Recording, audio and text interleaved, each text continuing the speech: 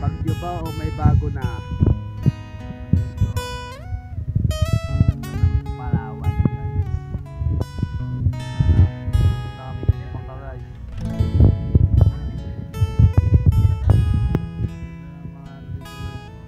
Papasok kami.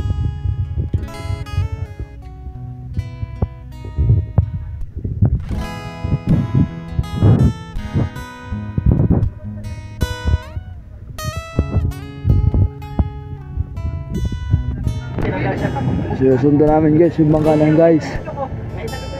At siya nakakaalam ng patukuyan dito guys. At bago lang kami dito, papasok lang.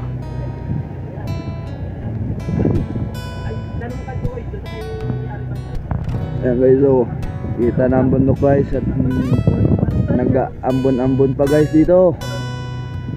Ayan na, grabe. Grabe talaga to guys.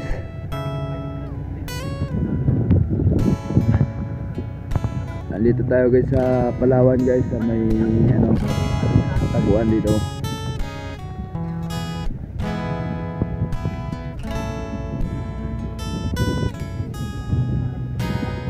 Grabe.